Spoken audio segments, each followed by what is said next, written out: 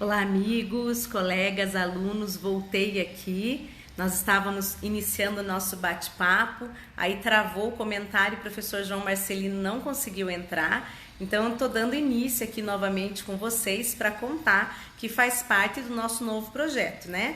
Nesse novo projeto nós vamos conversar todas as semanas, em 3 oportunidades, de 20 a 25 minutos para trazer temas que serão debatidos na pós-graduação do IEPREV. Então nós temos aqui uma jornada com os professores do corpo docente da pós e hoje a gente vai conversar com o professor João Marcelino Soares, que é autor de diversas obras, que é uma pessoa conhecida já no meio previdenciário. Então a gente vai conversar com ele hoje, né? Falar um pouquinho sobre o tema pagamento indenizado. Deixa eu ver se eu consigo chamar ele aqui. Rejane já está com a gente. Rejane, se você conseguir, já marca o professor João Marcelino nos comentários, que aí fica mais fácil dele conseguir entrar com a gente aqui, que hoje a gente não está usando a plataforma do IEPREV, hoje nós estamos usando o celular, hoje eu estou em BH, então nós estamos fazendo tudo de uma forma assim mais assim interativa hoje. Luiz Nascimento está perguntando, até que dia posso fazer a inscrição para pós-EAD? Luiz, você pode fazer até o dia da aula magna sem problema. Então a gente tem a aula magna no dia 24. O ideal é claro, se você puder, já faça já para garantir a sua vaga. E faça já também para você poder assistir a pós, né? Assistir a aula magna, que a aula magna com o professor João Batista vai ser super bacana. Então vai ser legal se você já puder participar. Rejane, querida, boa tarde, tô vendo que você já tá aqui com a gente também. Vê se você consegue marcar o professor João Marcelino, deixa eu ver se eu também consigo. Que aí se eu marcar ele, fica mais fácil dele entrar. Aqui, ó, já marquei. Assim fica mais fácil para o professor João Marcelino encontrar a nossa live. E o tema de hoje é um tema muito interessante. A gente vai falar rapidamente sobre o pagamento indenizado e os reflexos do pagamento indenizado na aposentadoria. Então, por exemplo, agora a gente está falando muito de pagamento indenizado. Esse termo, pagamento indenizado, é o termo certo?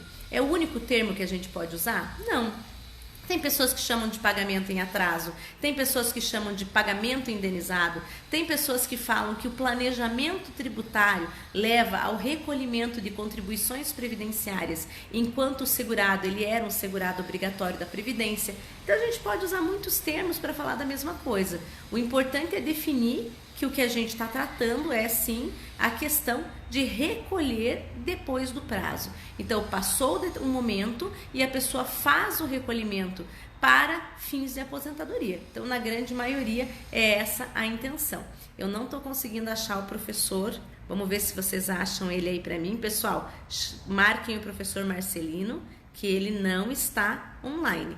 Eu só estou com a Rejane aqui, que está com a câmera ligada, e a Luíse, que eu posso chamar agora, a Rejane Prado. Então um grande abraço para Luiz Nascimento, para Regina Prado, para Rejane Moura, que já é minha amiga, pessoal que já está aqui com a gente assistindo. Eu ainda não estou conseguindo achar o professor João Marcelino, tô achando difícil aqui. Vamos escrever para ele, ó. Aqui a gente tem que ser interativo, né? Ó, estamos ao vivo. Vou dizer para ele, entra na marcação que está na sua notificação. Gente, eu tava com saudade disso. Depois que a gente começou a usar a plataforma do IEPREV, eu nunca mais precisei chamar, né? As pessoas automaticamente, elas estavam... a gente já entra ao vivo com elas. Quando eu uso essa plataforma aqui, é muito engraçado, porque a gente tem que ficar esperando a pessoa entrar. Eu já tinha esquecido como é que era isso. Olá, meu queridíssimo amigo Gustavo Escobar. Gustavo, um beijo grande para você. Gustavo, eu vou te chamar para você dar um oi aqui para mim. Enquanto o Marcelino não entra, eu tô achando que nós vamos mudar esse tema aqui, já vamos falar de marketing digital.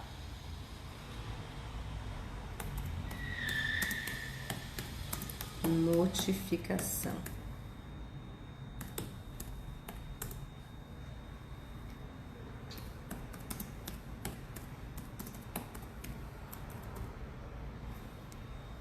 Então vamos lá, esperando ele entrar. Será que ele tá... Acho que ele não tá conseguindo ali. Marcelino Alves de Alcântara. Não, acho que é só João Marcelino, Regina. Alciomara, vamos ver se eu consigo chamar ele como Alciomara. Pera aí, vamos lá. Dei um oi. Mas sabe por que eu não tô conseguindo te chamar, João Marcelino? Eu tô vendo que você tá ali com o da Alciomara, né? Sabe qual é o problema? Eu não tô conseguindo te chamar porque eu acho que a tua versão do Facebook é a versão do Facebook mais leve. E aí ele não consegue carregar a live, ó. Então você tem que carregar o Facebook completo para dar certo. Eu vou testar aqui. Então vamos fazer o seguinte, João Marcelino.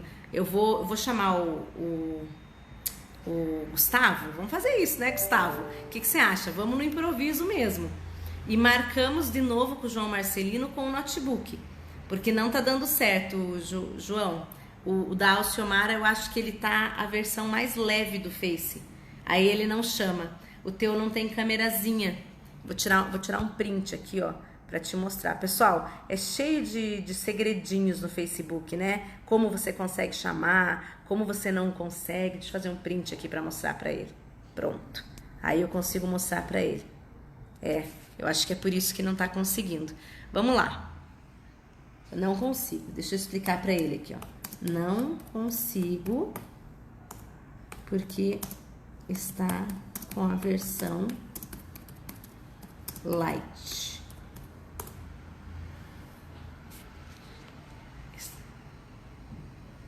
Gustavo, mas venha dar um olá pra gente. 5 minutinhos, o que você acha? Vamos lá? O Gustavo tem que dar um oi pra gente, já que o professor João Marcelino não tá conseguindo, né? Quem vota aí no Gustavo, pessoal? Votem aí pro Gustavo, pelo menos dar um olá pra gente. Eu sempre pego o Gustavo, né? Sempre pego o Gustavo para falar do tema. João, então eu vou pedir para você conversar com a gente ali nos comentários, então, tá bom? Você pelo menos responde ali o pessoal um pouquinho. Marcelo Fontes, e aí, Marcelo? Marcelo já tá louco para participar aqui, né, Marcelo? Pessoal, então vamos comentar um pouquinho sobre recolhimento em atraso? Então tem algumas colocações que eu mesma já vou colocando aqui e a gente vai preparar uma live específica com o professor João Marcelino, né? Para dar certo dessa vez, né, João Marcelino? Porque eu e o João, nós não temos um histórico bom de internet. Da outra vez que nós gravamos para falar dos acordos internacionais, a gente teve vários problemas e a internet ficou péssimo o nosso som, então nós precisamos nos redimir, né, João Marcelino? Tem que dar certo. E agora, para o nosso azar, essa versão do Facebook dele é a versão que não permite chamar.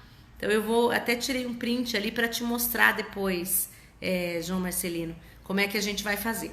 Mas então eu vou deixar umas dicas aqui para vocês. Então, para quem vier fazer a pós com a gente, tem alguns segredinhos que a gente tem que saber a respeito do pagamento indenizado e a respeito do pagamento em atraso. E quais são esses segredinhos? Eu tenho que saber primeiro. Eu tenho que saber se aquele segurado, naquele momento em que eu pretendo recolher, ou seja, que eu quero fazer o planejamento previdenciário, se para aquele momento ele tinha a condição de segurado obrigatório. E aí o professor João Marcelino, ele vai explanar com muito entendimento a respeito disso, já que trabalha com isso diretamente, quais são as condições. Veja, o que é um segurado obrigatório? Primeira coisa que eu tenho que saber, eu tenho 5 categorias de segurado obrigatório e uma categoria de segurado facultativo. O segurado obrigatório, uma não, né? Posso ter vários tipos, mas eu digo o segurado facultativo, ele não tem subclassificações, enquanto que o segurado obrigatório, eu tenho 5 classificações. Lembrando vocês, ele pode ser empregado, residente no Brasil ou no exterior, ele pode ser empregado doméstico, ele pode ser segurado especial, ele pode ser trabalhador eventual, ou ele pode ainda ser o trabalhador que a gente tem em outras condições, né? O trabalhador que não tem uma carteira fixa, mas que tem um trabalho como autônomo, que é o chamado contribuinte individual, que é um dos mais famosos dentro da categoria do segurado obrigatório. Quem vai procurar, muitas vezes, o advogado para fazer o recolhimento em atraso? Na grande maioria esmagadora das vezes é o contribuinte individual. Porque se eu tenho carteira assinada, a obrigação de recolhimento ela não é minha, ela é do empregador. Então eu não preciso recolher pagamento indenizado.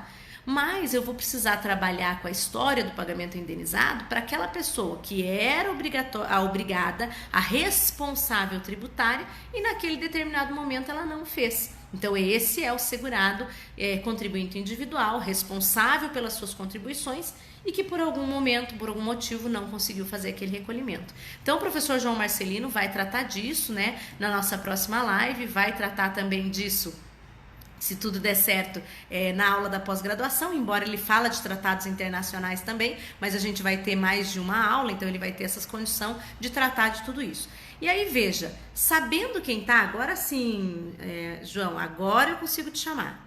Agora sim, peraí. Agora eu tô adicionando. Ai, que susto. Achei que eu ia falar do tema sozinha aqui. Já tava ficando preocupada.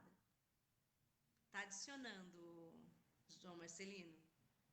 Então, enquanto está adicionando ele, vou falando. Então, a gente tem que saber qual é a categoria do segurado para que a gente possa fazer esse recolhimento, tá? O que o Marcelo Pontes está falando ali? Olha, para fazer o recolhimento, eu tenho que sem provar atividade remunerada. É necessário haver a primeira contribuição do dia? Depende, Marcelo, a gente já vai explicar isso. Oi, João, tudo bem? Você me mata a coração Oi, desse tudo jeito. bem? Tudo bem? Desculpe. O meu celular tá meio lento, eu Ai, utilizei que outro, mas bom. agora eu João, tô que usando o bom meu te mesmo. ver. Faz tempo que a gente não conversa.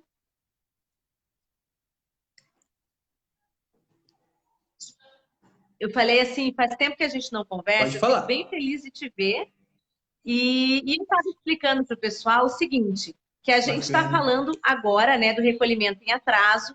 Você vai dar essa aula na pós-graduação, a gente vai conversar sobre isso em outras oportunidades também. Mas eu queria que você desse assim uma introduzida no tema para o pessoal, falando para eles. Primeiro, a gente vai tratar muito disso em planejamento agora com a reforma da Previdência. E além disso, a gente vai ter que saber que tem uma categoria Perfeito. específica, eu tenho que comprovar que eu sou segurado obrigatório. Eu queria que você desse umas dicas para o pessoal desde já.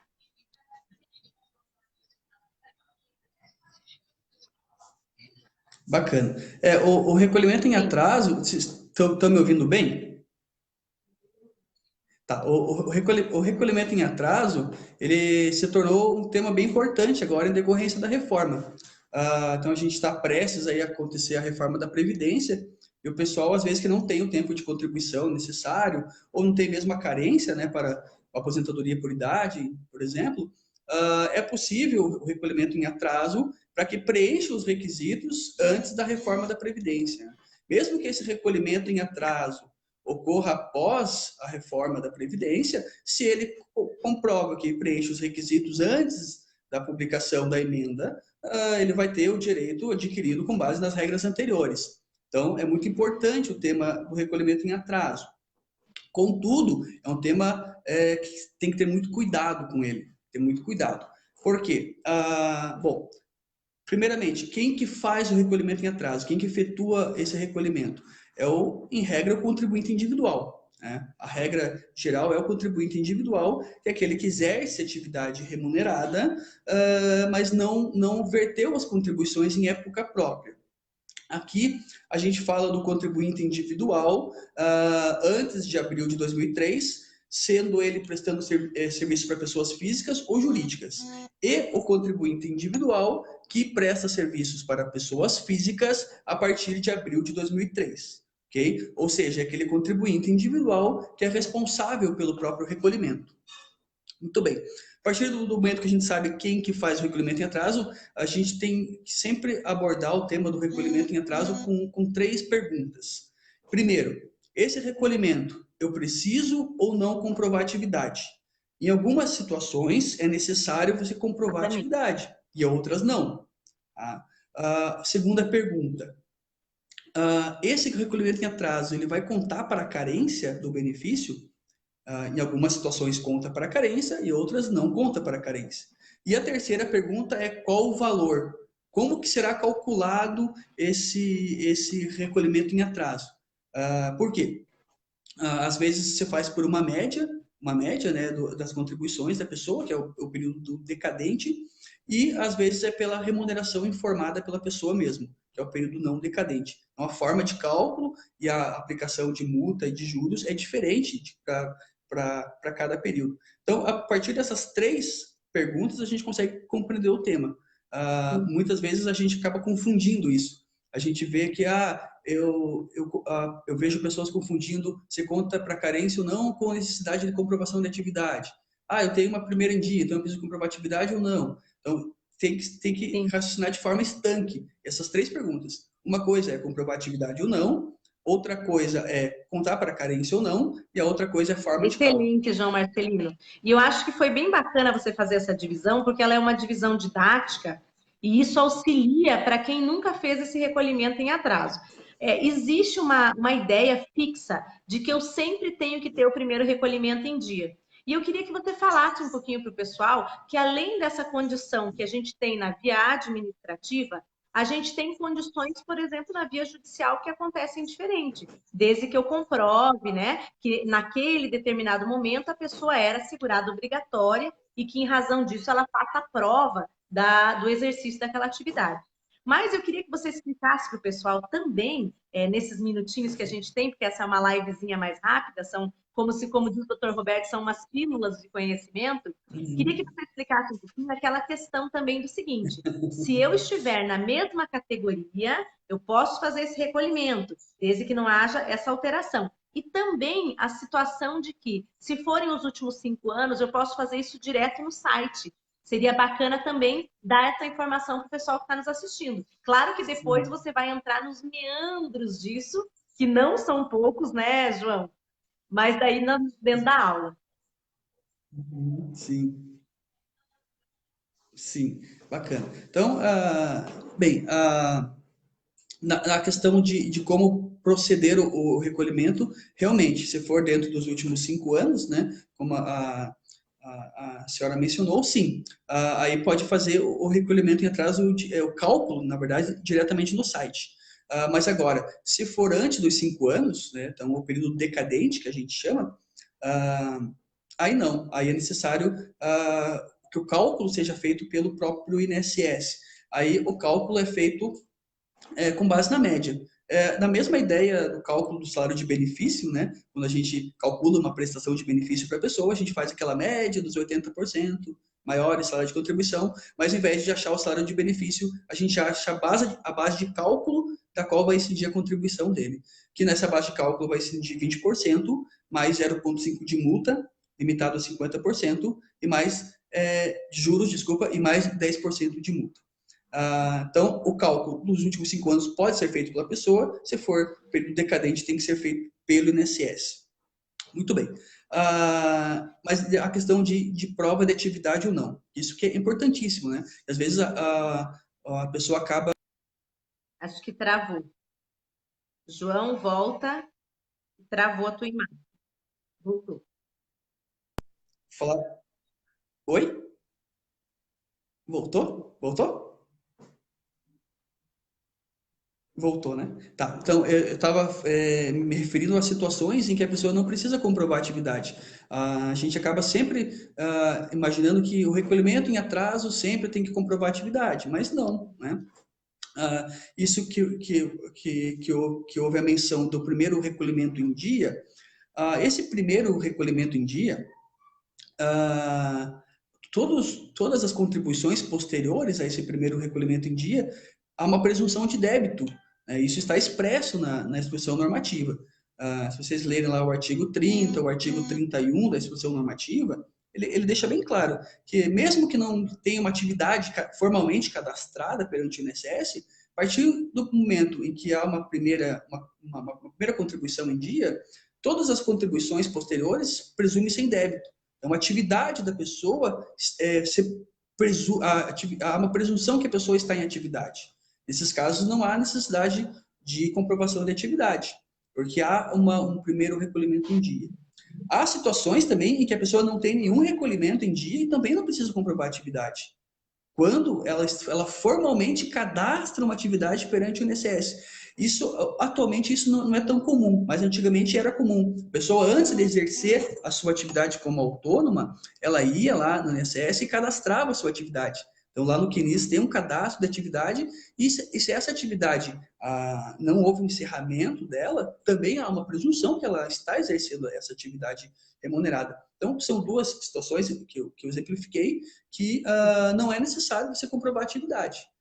Você pode efetuar o recolhimento em atraso sem a necessidade, porque o mais difícil de você efetuar um recolhimento em atraso, no meu ponto de vista, é a prova.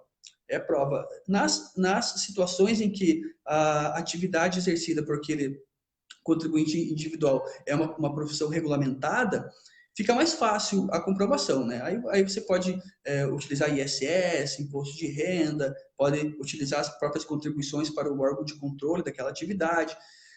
O problema são as situações em que não há uma regulamentação daquela atividade, né? A pessoa exerce uma atividade como autônomo, ali, como contribuinte João, individual deixa eu e não tem aproveitar muita e fazer um documentação. adendo, que Por também é isso um que... problema as Oi? pessoas que são empresárias e que elas acham que pelo simples fato de fazer parte de uma sociedade, elas têm o direito de recolher, né? E aí tem condições específicas sobre isso, né, João? Perfeito. Perfeito, muito bem colocado.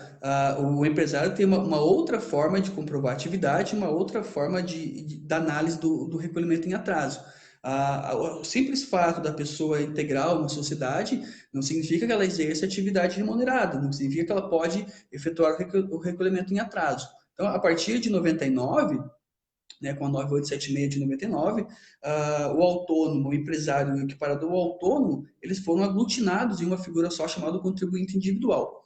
Até 99, se você fizesse parte de uma empresa, ok, você era um segurado obrigatório. A partir de 99, não. É necessário que, além de você exercer ser sócio de uma empresa, você também exercer uma atividade remunerada, ou seja, você retirar o prolabore. Por isso que a partir dessa data não é só você fazer parte de uma sociedade empresarial, é necessário que você retire o prolabore. E daí a questão de, eu exerci atividade como empresário, mas não efetuei recolhimento. Quem é o responsável? Será que seria ele ou a pessoa jurídica? Então tem várias questões ali que a gente pode, com certeza a gente vai abordar na pós, sobre o recolhimento em atraso, que são muito interessantes e que realmente a pessoa, partindo disso e fazendo esse recolhimento em atraso, pode sim gerar Com o direito ao certeza. benefício mais Além do vantajoso que, para a né, pessoa. João, são muitos detalhes. Eu gosto sempre de falar que aprender a fazer o pagamento, primeiro que o pagamento em atraso ele pode ser muito útil, ou às vezes ele pode não ser. A gente tem que fazer uma análise primeiro de direito e depois uma análise financeira, né, João? Porque o valor ele não é barato, ele é um valor que até porque não é ideia de que a pessoa venha fazer o Sim, recolhimento todo depois. Como o nosso sistema ele é um sistema de financiamento que envolve a solidariedade. Então, a ideia do sistema é que não seja fácil, que a pessoa vá lá na frente e recolha tudo. Então, ele fica meio alto. E acho que, para terminar, você podia dar perfeito. assim, uma palavrinha para o pessoal sobre o valor, que não é simplesmente eu escolho esse valor. Acho que é bacana você falar um pouquinho sobre isso também. Principalmente se essa questão Sim, de que antigamente eu podia levar o tempo recolhido em atraso para CTC para outro regime. Então, é bacana falar disso. perfeito. Bacana. É como você mencionou, tem que ter muito cuidado na análise do recolhimento em atraso, porque não é um valor muito baixo, né? É um valor considerável, mas é claro que a questão de custo-benefício, você fazendo um recolhimento que lhe dá um direito a um benefício que você tem direito, que é mais vantajoso, isso se torna mais vantajoso para a pessoa. Ocorre que eu já vi situações em que há o recolhimento em atraso e que esse recolhimento não gera o direito à percepção ao benefício, né? Um exemplo clássico é a questão do recolhimento em atraso com retroação de DIC para você tentar uma aposentadoria por idade. A gente sabe que esse recolhimento com retroação de DIC, a via de regra, existe apenas uma exceção, mas via de regra, ela não vai contar para carência. Então, eu já vi situações de pessoas recolherem em retroação de DIC para uma aposentadoria por idade e não conseguirem a aposentadoria por idade porque não contou para carência, né? E depois de recolhido, o recolhimento é obrigatório, não tem como restituir mais essa contribuição, né? Então, realmente tem que ter muito cuidado na questão de como proceder. Então, é aquilo que eu falei, você tem que saber no caso concreto se aquilo conta para carência, se eu tenho que comprovar atividade ou não e qual que é o valor. O valor ele difere mesmo. Como a doutora disse, da questão da contagem recíproca, hoje nós temos uma situação de, se você faz esse recolhimento em atraso no regime geral de previdência, para levar esse tempo de contribuição para o regime próprio de previdência, o cálculo ele é diferente. Ele não é daquela forma que eu falei, decadente ou não decadente, né? Ele é com base no último contra-cheque da pessoa. Então, limitado ao teto do regime geral, claro. Então, imagine que aquele servidor ganha lá R$ 10.000, ele quer fazer um recolhimento em atraso de 80 a 85. Nesses 5 anos, a base de cálculo de cada mês, nesses 5 anos, vai ser o teto do regime geral, né? Então, nesses casos de recolhimento em atraso para fins de certificação e contagem recíproca, realmente dá um valor bem alto, um valor bem alto. Por isso que você tem que ter a certeza de orientar o cliente, de orientar o segurado, que aquele recolhimento em atraso realmente vai trazer um benefício para ele, para que não caia em situações que acontecem na prática, de a pessoa efetuar, às vezes fazer empréstimos, né, parcelar, para poder pagar esse recolhimento em atraso e aquilo não gerar Ótimo, um excelente. benefício para Nós temos a muita pessoa. coisa para falar, né, João? Porque se fosse para a gente parar aqui, a gente podia dizer, olha, tem mais coisa. Se eu for levar um tempo ficto numa CTC, eu tenho que indenizar. Isso também é um tipo de pagamento em atraso, né? Que você vai tratar na sua Perfeito. aula, né? Perfeito, isso. Ah, excelente. Sim, sim, João, perfeito, eu quero te perfeito. Uhum. agradecer, porque assim, essas são lives mais curtinhas, mas é para trazer assim um pouquinho de informação no meio do dia. É uma nova proposta do bate-papo. Quero dizer que é um orgulho para o IEPREV ter você no nosso corpo docente. Eu fico muito feliz de dizer que a gente escreveu um artigo juntos, né? Na verdade, você colaborou mais no artigo do que eu. Eu fiz algumas Sim, colaborações só, pontuais, mas eu agradeço muito que sim, foi para o livro do IEPREV. sim, sim. Não, fazemos. E é uma honra para mim poder colocar meu nome junto com o Uhum. seu em uma obra, então eu fico sempre muito feliz.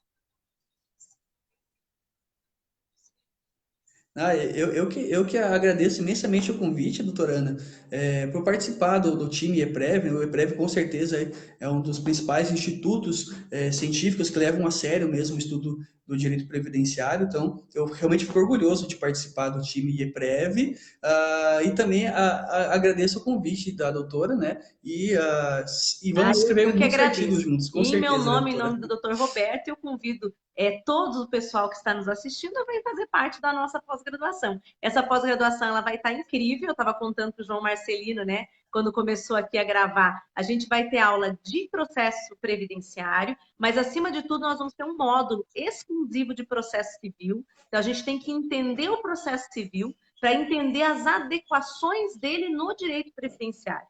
Além disso, né, as aulas de benefício, as aulas de custeio, aula de contratos, precificação, marketing jurídico, então gestão de escritórios. Então é uma pós-graduação direcionada para que a gente possa entender a advocacia previdenciária e também aqueles estudiosos que não são advogados em especial, mas entender e abranger, João, como um todo, um pacote completo, para que a gente possa sobreviver a essa reforma e entender que a reforma não acabou com o direito previdenciário, mas ela cria Perfeito. um novo modo de trabalhar. Você concorda? Sim, sim. Muitos alunos me perguntam isso, né? O que será do direito previdenciário após a reforma? E realmente, o direito previdenciário ele não vai acabar, né? O mercado de trabalho não vai acabar em relação a isso. Mas a gente tem que achar outras maneiras de aplicar isso, né? Então, se antes nós tínhamos muito trabalho do contencioso, passamos a ter bastante trabalho no planejamento previdenciário, né? É um exemplo que eu dou e outras formas de você conseguir defender os direitos sociais, Que né, e ótimo. viver aí Então, eu te do direito agradeço em meu previdenciário. nome, em nome do Dr. Roberto, em nome de toda a pós-graduação do IEPREV. Dr. Roberto, acho que já deve estar online ali, já mandar um abração para ele também. Mandar um abraço para o Éder, para Fernanda Cavalaro, para Sandra Zironde, Renata Chaves Martins, para Bruna Correia, nossa coordenadora de Santa Catarina, que é conselheira também do Conselho de Recursos da Previdência. Ela citou ali o enunciado 12, que fala das obrigações do contribuinte na questão da contribuição dele, né, como contribuinte individual, a Regina Prado. Então, mandar um grande abraço para todo mundo e agradecer quem está conosco e dizer, João, é um prazer enorme, vou te chamar para novas conversas a respeito dos temas da pós-graduação. E agradeço, ainda bem que deu tudo certo. Você está no intervalo de almoço? Uhum. Sim, estou no intervalo de almoço, daqui a pouco Então eu já é só volto para para a agradecer, para agência, já vocês volto a verem que a trabalhar. gente conseguiu trazer o professor lá do dia a dia, ele está lá no meio do trabalho, veio participar um pouquinho com a gente no almoço. Eu nem almocei ainda também, vou almoçar agora, mas só para mostrar essa interatividade, o quanto é bacana e o quanto a gente tem tentado na pós-graduação trazer para falar as pessoas que estão lidando com os temas, que é para o tema ser super atualizado mesmo. Obrigada, João. Pode falar. Bacana, doutora. Obrigado mesmo. Grande abraço. Um grande abraço a você e um grande abraço ao doutor Roberto e a todos que Obrigada, a gente que assistiram a agradece. live, tá? Pessoal, um Obrigado beijo mesmo. grande para vocês. Nós voltamos para a nossa jornada previdenciária com os professores da pós na próxima segunda-feira, tá bom? Um abração a todos.